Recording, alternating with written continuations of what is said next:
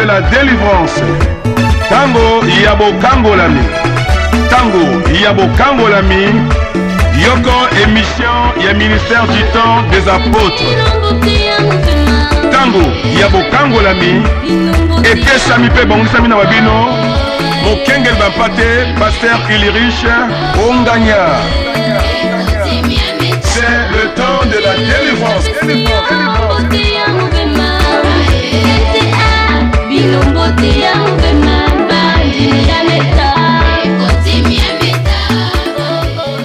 Le temps de la délivrance.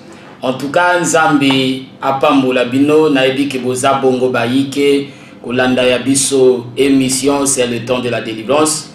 To sepela kana émission opposé émission bato belé ezo sala kabulamu ezo bikisaka mabota ezo bikisaka toko sunga basali na Nzambe na boye na microphone eza bongo wabino ndeko ya tango nyonso Gaël Lion pe na nzela na masini we sali ke toko mabongo na kati na mutuka na yo na chambre na yo na epa yozwami na salon na libanda eza bongo na ndeko na biso Junior Ferry, toi ou babengi bongo Jiferi, en tout cas Zamba pambola yebisika kuna zwami pe tango musoza komituna mais pourquoi lelo bayambili susu nani et na limina yebisa donc pourquoi lelo tuza bongo na papo ya zo sungaka corps de Christ autolobi que mokambi ya lingomba ministère du temps des apôtres to bengi na mokuse meta bongo eza papa na biso le révérend Ulrich Onganya otozana ye pourquoi lelo pe na lingi bona lingana pese mbote mbote papa na ngai mbote ndeko Elion mbote mingi na bandeko nyonso baza kolanda biso de partout eza na ngambo ya la RDC Nzamba pambola bango to za kosenga na bandeko ya ke balanda biso na bokebi ya que ndeko azuli bako ya kolanda déjà biso a changé de sous-chaîne était depuis na kosukisa na za kopesa mbote mingi na ndeko l'infatigable frère Rondon et na bosene était ndeko Sidi Nzambe likolo a pambola pe yelokola mbote lisusu bongo na moni cameraman na biso azongi en tout cas ndeko na biso Gaël Nzambe a pambola. Alors to za bongo kokene na lumbango poto na biso eza mokuse ndenge to mesana kuluba. Alors soki ozolanda ka biso kuna matisa volume de papa ucholoba pona makambo to kuluba eza motuya. Alors to za bongo na mama likambo to bandaki na papa awa oyebi yango que nous parlons sur vaincre l'esprit de souffrance. Alors, pour ndeko abeti libakwa kolanda biso papa na lingi tango mususo pesa ndimola et pourquoi l'esprit de souffrance et thème ngwe lingolo banini nde maloba tinto pesa biso et sasa ipi. Alors, nakanisi que thème oyo eza kosala bolamu na bato po to lingi to loba na itali souffrance parce que ezana bato ebele bazo souffrir petina ndenge bazo souffrir c'est-à-dire que ebele bazaka na bango bazali susu na l'icanicité que ya que souffrance na yazo mona ngol susu que eza normal était quoi ebele ba mesel na souffrance nde eza na tina na yango toza ko parler na wetali makambo yo toza ko parler na souffrance oyo ezali ya que na définition tolobi souffrance ezali réalité moko boye oyo ekangami na bavie ya bato ebele eza na baréalité ebele ekangami na bavie ya bato ezozalisa bato kimia ndo mwana moto aza plus na esengo kaka na moi parce que aza na kati na loyenge mais tango emikuti ke ekomi tango moto aza kokende kolala ebele soko okoti na bachambre na bango okoya komikuta ke ebele baza malheureux. Pourquoi? Parce que tango akotaka na kati na chambre de tango aza en face na baréalité ya vie na ye nde eza na ntango wana ebele bazosouffrir. Ntango tozoloba na souffrance, c'est-à-dire que moto aza komikuta ke aza na eloko moko ebotaka douleur na motema. Eloko tokotoloba lokola mama na ba difficulté ya kobota. Mama ya boye tanga aza komikota na kati na chambre na butu motema eza na kimia te. Alors réalité ya stérilité et pas ya maman oyo ya souffrance mobimba.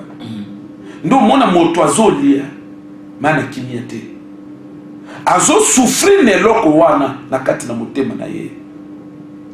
Souffrance otoza koloba et pas ya bato misusu eza ko se manifester na maladie. Ndozo mona moto azana ba maladie moko eza chronique.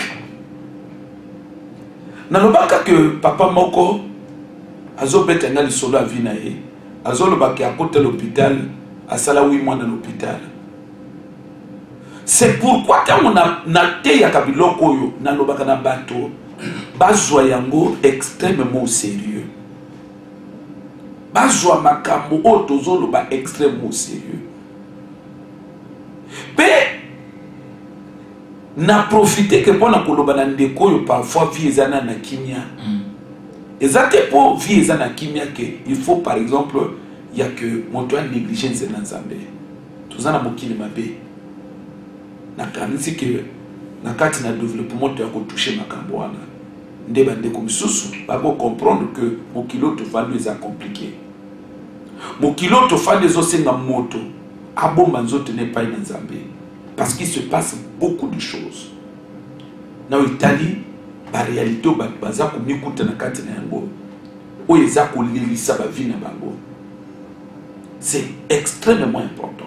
Papa nazolo manangai. Asala 8 mois à côté CH pendant 8 mois. Donc à comment qui na niveau ayebana ki déjà na ba docteur et tout. Yemo kazolo ba que ce qui va docteur va comment qui ne banda ba zo ya kotika ba clé pa na ye ya ba bureau. Et belé ba ça na situation. Il y a souffrance. Dans mon moto aza komi kuta que santé na ye asa stabilité. Et ça moto azo souffrir. Na lobaka une fois une émission yo que tant biso to akokola. Tant moto akokola. Papa, carnet ya l'hôpital. Carnet à l'hôpital, et à quel loco va aussi ça un papa. Non, carnet à l'hôpital, il y a que moto abandonné la première page à qualité. Yo pona ngo batika page belé. Pourquoi il y a l'école bati ba page belé, il y a l'hôpital bati ba page manquée. Bato ba bandaka likamba ya carnet à l'hôpital ba yeba ka kile. Moto yo pona si ça ba page auto za na auto tio yo eza pasi. Pour na mutu na bamba zolo bake jamais moto akwaza lake vine tu mobimba azana l'hôpital ya kazole kisa vina yetu mobimba na l'hôpital no mona ka moto akoti na l'hôpital afongole au bureau apesi au docteur Ombote ake okuna major donc aza agité na kati na bato okokanisa kasala stage kuna okokanisa que asala pe na l'hôpital ba affectayo ba asala kuna ta asala stage te nini. Et ça simplement parce que tous les jours à l'hôpital. Donc mon oiseau comme un niveau dans l'hôpital va bien client. Et ça maman oiseau la nanga dans la situation. Papa mon oiseau la nanga dans la situation. Nyonso wana na mutu na moto azo mona ngo normal. Azo mona ngo normal. Na lobaki hier émission passée que mon ida pasteur wana 49 ans, mon ton a 49 ans, Abel a parlé une fois. Oh yazol baki non, n'a dû tonga une seule fois. Ça veut dire que ma souffrance au batouba mikoute na katinango, il y a beaucoup à dire au sujet de ma souffrance batouba mikoute na katinango. Maman mon quoi la nanga, papa mon quoi la nanga. Oh yo que pendel, ani idée déjà kabima et à commettre erreur beaucoup grave. Il y a qu'à changer chaîne, il y a qu'à le marquer. Parce que c'est important. C'est important. Il y a de quoi disposer le temps à la dabiso qui tosoka. Nalobaka toujours que vie à moto le plus souvent échanger que kakana jour moko. Il faut un jour moko moto yo kaka de kamon balobaka na ye. jour moko bapesaka information vie ya moto échanger que na 2 jours échanger que na jour moko azwaka mosala mais mpona ndeko azolanda ngai jour alelo eza jour apo eza donc oyo 1 heure toza na yango il faut pas bebisa yango alanda biso na bokebi parce que toza koparler justement na souffrance oyo eza kozanga esekimia ndenge tozoloba awa eza na ebele c'est-à-dire que na kati na batrousse na ye azanga bakisa l'hôpital te donc sentir que vie à moto se retrouver et comprimé na vie na ye eza lié alors quand la salle mariage na comprimé la salle intimité na comprimé au sentir moto abimi déjà dans le pango azokende peu importe niveau a commis azo surtout quand na bossa comprimé azo zonga na mbango il faut comprimer zanaka o ya vite papa te o ya vite oyo est invité. Où est invité? Souffrance tozoloba et ça moto azana bana bazobela incapable yake asomba kisi azoloba na bana bokanga motema mais tango papa azoloba na bana ke zana makasa maladie et loko ya zobosa na ke ezana mosusu soki mwana nemi yo yesani miyo papa grippe sali bazofuta billet soigner na poto un ami dernier moi solo bananga lui papa mindele ba compliqué na tout comment ça va non ça va bien et les enfants il dit non les enfants ça va sauf que il y a le dernier était malade et puis on l'a hospitalisé na tout hospitalisé à l'hôpital grippe mindele ba kangi et il débat papa na mindele non moi na hospitalisé nde tango ndele bazokanga mwana na grippe bakoti ya l'hôpital mobimba basoigner ndoko mwana papa mobimba mwana libumezo sala pasi ya lenga grave azolo baneza na makasi maladie ezalaka nini na mituna ka mutuna na makasi maladie akandenge nini nyonso eza vie mabe amen ndozo mona moso azolo banaya kana makasi maladie et vie mabe etilaka moto akoma na ba réflexion moko boye na ba raisonnement na ba mécanisme moko amen amen nyonso wana nini makoki ya ke moto se fait tete pourquoi mbongo ezate vie ya souffrance tozoloba na yango eza ya ke moto fait du moins okoka boye mbongo akufuta ndako analyse te ezate 4 mois yango le papa zolanda na nde tozali opona ko parler na tina na makambo wana souffrance eza réalité moko oyo eza na kati na vie ya moto mais moto azokoka kokabwana yango te alingi yango te po ezolelisa ye po ezotuba etonga na motema mais azomikuta ke eloko wana ekangami e na kati na mateyo tokoexplike pourquoi biloko ezokangamaka na bavie ya bato souffrance eza ya ke mwana mwasi alingi deja akota ndako ya moto abaye ndako na ye abaye ndako baparent alinga akota ndako ya moto mais azomisutuka ke malgré l'effort azosala yake na se rendre belle bamisusu ozomona mpe akete elatele mpe ekomi ya mabe croyant se dit que non soki nalati na ndenge asexi na kobenda moto mais azosutuka moto azoyaka te nde misusu soki oke un peu plus loin ntango moto aye azokabwana sans raison donc ozomona bana basi misusu moteme se etobole koma lokola eyendisi nini etobola na badéception amen azwa déception atwa nyonso oyo eya basouffrance eza biloko lokwa badéception eza biloko oyo ekokozala te ke non moto amesana na yango ezongelaka na vie à tout moment eza biloko kondima na nzoto te ozolanda amen souffrance oyo tozoloba eza mama moko bana bakufaka azomaîtrise na tino bana bazokufa te eza kaka beli moke mwana zake aleli nde koma na niveau mama moko azoloba ye alelaka lisusu te ata moto akufi ya motema akabwa efani pourquoi alela to ebele ndeko moko alanda ngai na bokebi ni émission tokende neti kinosuka c'est très important makambo tozoloba waka parce que ezana makambo soki moto asali te vie ekochanger te amen c'est très important bandeko balanda ngai mpe nazoprofite déjà ya kotalisa que Matteo tozolobo profondeur na yango eza au niveau de l'église koto toza ko animer séminaire. Amen. Koto tozo prier. Et so sala ko sala ngai passer ko sala ngai mawa mosusa fana nena ndako. Na bino to ki na veiller de prière. Nde bato ba comprendre na nzana mateya bon bazola na na radio bon pe bazo poussa na bato ba comprendre à l'église que te message ya papa il est très important. Na lobaki na bino que nzambe atini ngai ya kina loba libota ne na tina na souffrance. Ezamba la liboso nzamba sala makambo te. Moïse nzamba tinda ye. Atinda nzamba tinda ye en Égypte alobi kende libota na ngezo souffrir. Amen. Lelo Moïse asali soutien.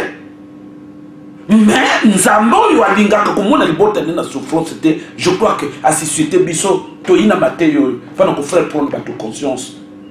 Nde nazoloba ke lobby nde kwa pusana. Ko sepelotika na ndako oyo kaka biso te.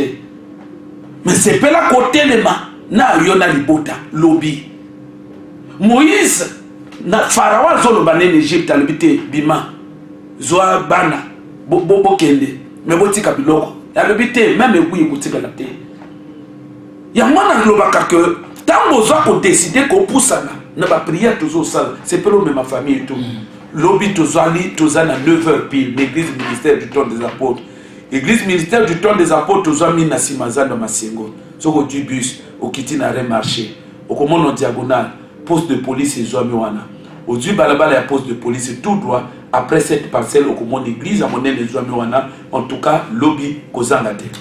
Bande ko balandi na bandi que bozolanda bongo papa na biso azolo bana motema na nyonso et nyonso pour na ko faire prendre conscience que tango na yue koki ya koluka délivrance. Alors la fois passée to lobaki loko moko wa iza motu ya na ina rappeler papango ya que souci ya ba malheur to ya souffrance à bateau et mingi c'est la sorcellerie. Alors motuna na ngeza boy. La plupart des gens disent que non nazo souffrir parce que nana musala te juro na kodwa musala vinange ko bonga.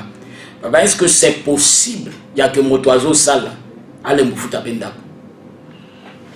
Ale motangi sabana puisque azo sala déjà il disait que celui na du musala puis parfois de ton bande quoi n'a pas besoin d'aka parce qu'il y a wana pesa souffrance.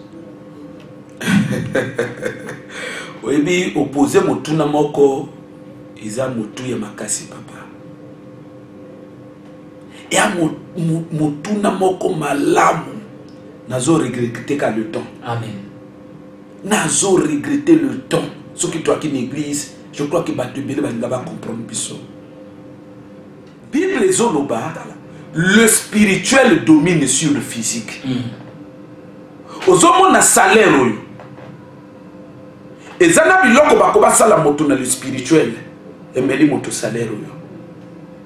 Ndo mona ka ebele bakoma na niveau bakoma toucher ka salaire na ko toucher na lobaka na bino na église ke ko toucher salaire na lopoto ko ke ko zo salaire non jour ba futi na lopoto ngol bateke na toucher salaire te na lopoto ngol bateke non ba futi yo na zo ke ko zo salaire na ngai verbe ko zo wana parce na lopoto bimi je m'en vais toucher le salaire te Amen. Ko toucher yo oyo boyoka koyo eza expression eza ko traduire c'est-à-dire valeur sémantique nango eza en accord na réalité oyo moto azo vivre. C'est-à-dire boyo balobaki bakenda ko toucher bazolo ba exactement réalité bakoma na yango na wetali makamba salaire na bango. C'est-à-dire ya bango bakenda ko soa ba yina ngoli sunda côté bakenda ko soa ba yina ngoli sunda côté ezakaka na banko wana tanga simbi yango atouche yango tango moto abonka afutie tanga zo balula apese kama kongo boye bato neuf basi batandami nde bazo botele mbongo wana na maboko ye moko atelema na oya zui a se retrouver que mbongo to esili nde ye moko a comprendre que na toucher kango ka mo toucher Papa nani ba boteli mais bato ya defa ki banongo babayeur. Amen. Ndo monaka que ce qui va fouti le premier le 3 nanda ko na sone le côté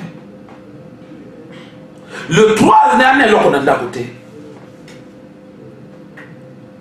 ndoko na kamoto bafuti lelo lobby abandi déjà ko kendo ko défendre na banque mosusu kutu kaka koto bafuti wana babotele mbonga akomoluka nyongo na banque kaka koto ateli wana biloko yo tout mon frère bato ebele ntango bazokutana yango bana conscience te ke eyana tina oyo esali ke ya se retrouver na kati eloko oyo retrouver na condition moko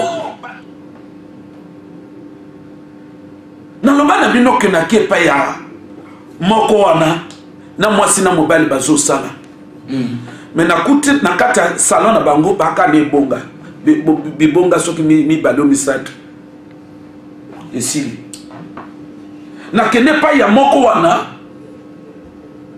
non esala ngai pasi marke ya tableau nakuta na kati ya ndako na ye nayebi te ekozala pa ramaseki nde nakoramaseki ekozala ramaseki non c'est possible pas ramaseki yango nomona ke ebele bazosala me soki oyi na ndako ne fera komela mai ya te amen kota chambre okokende komona mbeto banini oyo makolo mibale esekenda bati babrike nazoloba makambo ezoleka na bavie ala se retrouve na condition moko ya ke makambo na la vie ea complètement ezosimba te azomaîtriser salaire na ye te azombosana bango mpe balobaka bongo c'est pourquoi il est important nana lobaka ke vie ya moto ezodépend na état d'âme na ye na molimo na ye makambo nini olotaka na butu makambo nini basalo na molimo nini bakotisa na kati na molimo na yo yango nde moto eza kodétermine courbe ya vie ya moto na moi c'est très important. C'est très important. Dans nos hommes, on a que ozo silma mbongo. Mais tu as comme l'impression que ozo maîtriser mbongo na ote. Sans qu'on simbi ba réalité mo que comme mbongo est pandani et ana likabwa na sima vie ya moto yo. C'est-à-dire que l'esprit, et là qu'on va bien comme esprit est invisible. Mais non, esprit est mon nakana miso na bateau à partir de la circonstance. Amen. Donc ce qu'on dit circonstance c'est ça qu'on se dessiner na vie na yo et autres ça type esprit batine na kati na vie à moto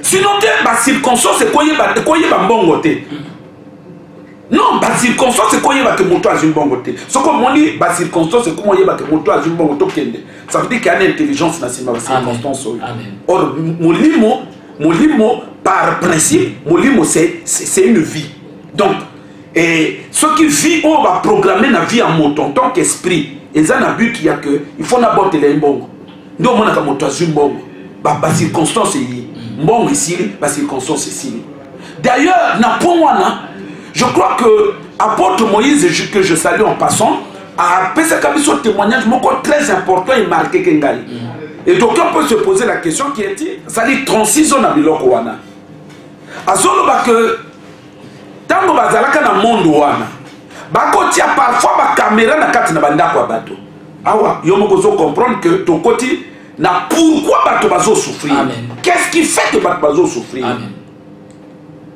non bato musu bakanisaka que soki azwi mbongo ba circonstance ya bizarre yi siko ya zo mona ndire ya hasard na sili ko banda koloba na bato nazo insister pe nazo démontrer yango que makambo yelaka moto au hasard te événement ba souffrance ba réalité compliquée zo lelisa moto et échec et yakaka na vie moto au hasard te ndeko to afongola mutu na ye afongola matoi na mayel ne fongwama à comprendre que derrière makambo ezo komela ye il y a des choses à régler ce qu'a régler yango te ba même réalité ba na ko koma na kati na ndako na ye c'est pourquoi okomona mwana oyo akufi après quelque temps mosusu akufi après quelque temps mosusu akufi ndomoni maman na ba memelinga ye asa akufela mibali sec maman aurait pu arrêter cette hémorragie là donc a doit que conscience atteindre la deuxième mobile c'est pourquoi nazolo banande ko moko azola na ngai yawa ya que ndenge ba relation zo bukanela ye na kati na mibali na ye donc a dû conscience à arrêter en côté et a vie na ye ko zeka makambo kolobeza extrêmement ebele très important. La réalité, il y a souffrance, tout court, et il y a quelqu'un qui a moto au hasard. Apôtre Moïse à Lubaboué. Alors, que bango tango baki koloka, batia ba caméra na kati na bandako ya bato. Ndio mona ka bato belé, bazana bato d'araignée, baza ko se rendre compte que na le bato d'araignée tout est. Mais ce qu'on a bato d'araignée. Après na suka na yango biloko ko na ndako. Ba nyawo ba leka na sima ndako. Mais ça, tout ça, ça forme un réseau. Les autres textes qui n'ont pas visiter. Or, la sorcellerie, par définition, c'est l'art de faire souffrir les gens. Bato belé bazo souffrir et ça n'a pas tout bas na sima vie na bango. Et na hasard peut sali que rien na ndaka moninga te. Ti o ya hasard te. Moi no wana zolo bakalobi papa na na caméra na tena chambre. Tango yona mama bolalaka bozo sala ba projet bozu mbongo to bolobaka nakenda ko twaka bondo wana tozo suivre yango na monde bandoki. C'est pourquoi ba projet tout bino boko sala et ko simbate parce que biso toi au courant to anticiper ba tuni ba lobi kene na ko twaka caméra na yo akoti chambre abimisi capuchon ya biko wana azolo ba caméra yango. Et lorsque tu vas comprendre, et bien tu vas comprendre, lorsque l'apôtre Moïse a expliqué que il y a une cause spirituelle qui produit. Personne ne peut me démontrer le contraire. Ce n'est pas pour rien que Bandekuba pousse à nous prier. Parce que toutefois c'est possible que via moto et à qui les gens qui pontent moko c'est possible de redresser ponto wana. C'est possible.